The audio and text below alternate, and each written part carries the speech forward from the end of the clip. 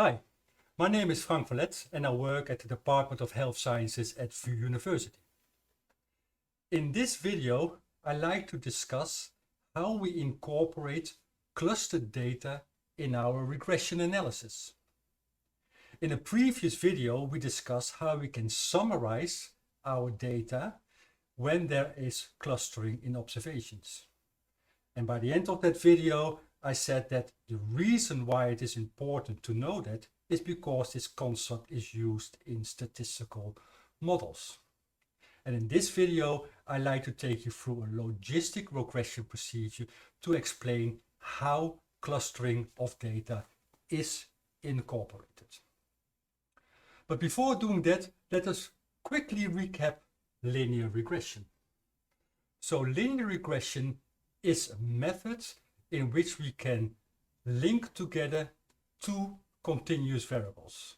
We have a continuous x variable, that is a continuous variable, and we have a continuous y variable. So for example, the x variable can be a health score, and the y variable can be physical activity. And each x value is associated with a y value in our study participants. And what linear regression tries to do, or actually does, is to fit a line through all these observations that then summarizes the association between our x variable and our y variable. And how is that line fit? It's fit by trying to minimize as much as possible all these little deviations from an individual value towards the average value. And we call these the errors. And how that is done, it is called the least square means model. And I refer to standard statistical textbooks for you to read up if you have forgotten how linear least square means models work. So this is in a nutshell linear regression. But what does it actually measure? Well, we can use linear regression to predict our outcome variable y based on two parameters, a beta 0 and a beta 1. So this is the most simple formula for a linear regression. Now, what is this beta 1? Sorry, what is this beta 0?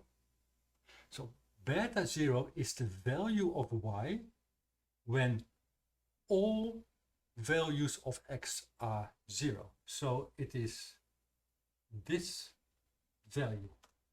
The value of x is 0. So this term is no longer there. And the y value when x equals 0 is our beta 0. We call that the intercept. And sometimes it's called the constant. Beta 1 is actually a measure of how steep the line is in our regression. And it summarizes actually how much my y variable changes with a certain change of x. So this is a change of x, and this is then how much my y variable changes. Because I start with y here, I end up with y there, and that difference is my beta 1. So this is standard linear regression, which you have been taught in earlier courses.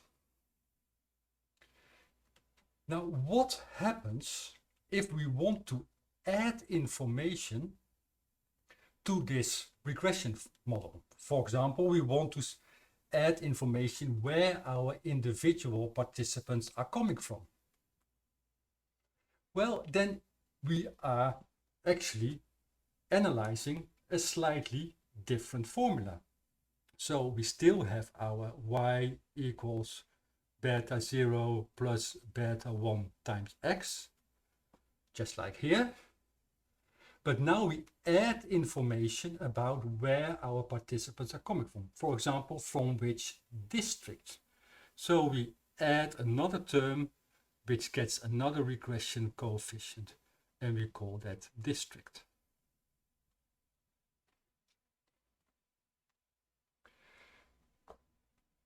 But what is actually happening under the hood in the regression analysis? What happens when you add this formula to a linear regression? Well, actually a lot of happening, because this linear regression model, and now leave out all the individual observations, so just the average line, is actually repeated for each level of district. So I have a regression in district 1, in district 2, in district 3, in district 4, in district 5, etc., etc. Yeah? So this is the average regression that I had also there, and these are all district specific regressions. Now you see here that I have drawn the lines completely parallel, which means that the relationship between x and y is exactly the same in each district. Yeah? The steepness is exactly the same in each district, and therefore the beta 1 is exactly the same in each district. But I have a large numbers of beta zeros, because each district, each regression line ends up somewhere differently on the y-axis when x equals zeros. So I have a lot of beta zeros or intercepts or constants. Now, how can I summarize this effect that I have so many different beta zeros? Well, this is exactly the same what we did in the previous video when we are discussing the description of cluster data. Because what we actually see here is that our data are clustered within a district. We have people coming from district 1, we have people coming from district 2, and we have people coming from district 20. So they are clustered into the district. So we're going to use the same technique that we have used in the previous video to describe these beta zeros. So what we can do, we can analyze all these or estimate all these beta zeros and plot them on a line. Yes, some beta zeros are small, some beta zeros or intercepts are smaller. And when we do that, we can see that all these beta zeros are part of a distribution. So this beta zero is here on the distribution, here. I quickly plot all the points on the distribution. And if we assume that there is a normal distribution, we can summarize this with the mean value, in this case the mean beta zero. And because all the beta zeros have a certain distance between the average, the mean value of beta zero, we can also calculate how far an individual beta zero is removed from the mean beta 0. And this is exactly the same process that we have seen in the previous video when we describing clustered data. But what would happen if also my beta 1s differ? Because I can make a regression a regression where I have all kinds of different slopes. Yeah? So here I now have all kinds of different beta 0s, but we see that the steepness of the lines in all these districts is also different. So I also have all kinds of different beta 1s. Well, it will not be a surprise that we can of course do exactly the same as we did with our beta 0s. We can calculate each of the beta 1s. We plot all the beta 1s on a line. We assume that all these beta 1s are part of the distribution, they all form the distribution. All the points, I quickly draw them again here. And that distribution can be summarized with the average beta 1. And just as we did before, we can calculate the distance between an individual beta 1 of a district and the average beta 1 of all districts together. So here I have summarized what we have been discussing so far. We started off with a linear regression between a continuous variable x and a continuous variable y, and we draw this pink curve of an average regression. After that, we added information about where our participants were coming from. And we realized that our data were clustered within districts. There were certain participants in district 1, certain participants in district 2, certain participants in district 3, etc., etc. And we needed to add all that information to our regression model. And when we do that, your regression model actually performs linear regressions for each of these districts. So each district gets its own regression line. And here we have an example where the intercepts of all those districts differ, but also the steepness of the lines differ, which means that the association between x and y is different in all these different districts. So I not only have a lot of beta 0s, intercepts, but I also have a lot of beta 1s. And what we did then is actually to summarize all those different beta 1s and all those different beta 0s. And for that we used the technique that we discussed in a previous video, where we discuss how we can describe our data when we have clustered data. So here we take all our beta 1s, beta 1s is this one. We take all our beta 1s, we draw them on a line, we draw the distribution, and that distribution can then be summarized by an average beta 1. And what we can do is to actually estimate how far an individual beta 1 of a district is removed from the average beta 1. And we can do that of course with each and every district.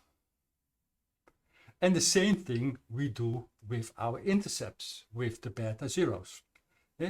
We plot all the beta 0s on the line, we draw our distribution, and the distribution can then be summarized by the average beta 1, and we can estimate how far an average beta 0 is removed from the average beta 0.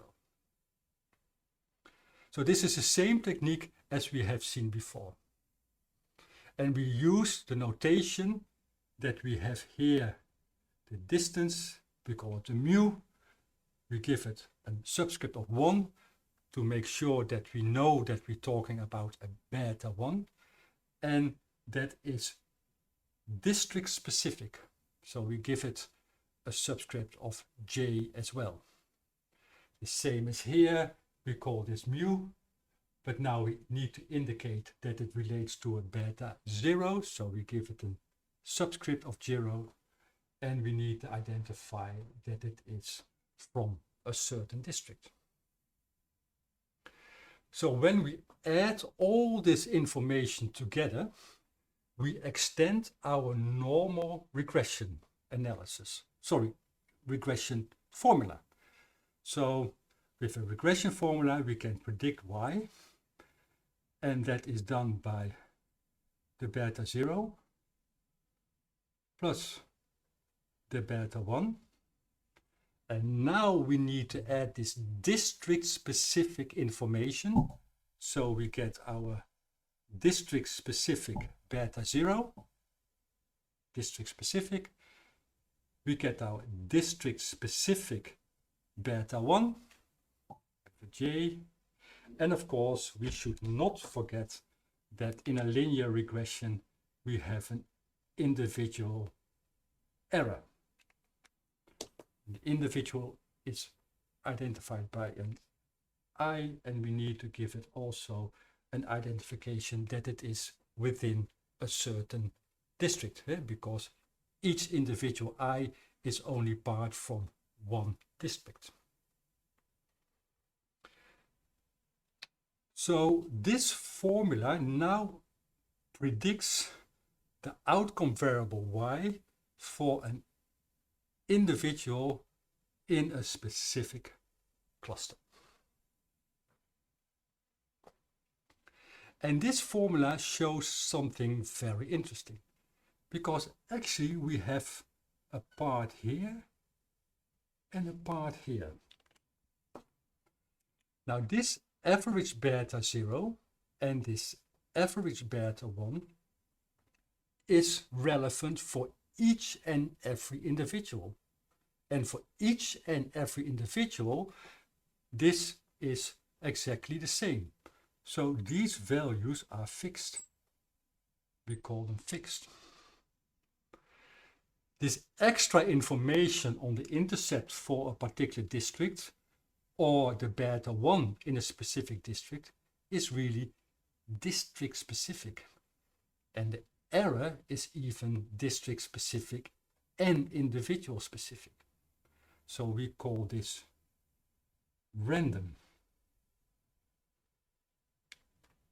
So when we incorporate clustering in our linear regression, we have to estimate a fixed effect, the average beta 0, average beta 1, and some cluster specific information. And because we have fixed components and random components, we call this a mixed model. And in epidemiology and statistics, there are many names for exactly the same. So it's also called a hierarchical model or a multi-level model, because I have multiple levels. I have the individual and I have the district. Yes, so we have now a linear regression model where we need to add all these different beta 0s and all these different beta 1s to make sure that we incorporate clustering. But adding all these new parameters is not very efficient in statistics, because the more parameters you need to estimate in your model, the lower the power of these estimates become. So yes, we want to incorporate clustering in our data, in our model, but no, we don't want to have all these different intercepts and all these different beta 1s in our model. So we need a trick. And the trick is that we don't add all these individual beta 0s and beta 1s, but we only incorporate in our model the summary statistics of these beta 0s and beta 1s. And that brings us back to these two graphs. Because how can we summarize a distribution like this? We have already seen that one way of summarizing is to use the average value. But we can also summarize this distribution by estimating the variance. And the variance actually indicates how close all these individual beta 0s are together. And calculating the variance is taking an individual observation, one of the beta 0s, and we calculate how far that is gone from the average beta 0.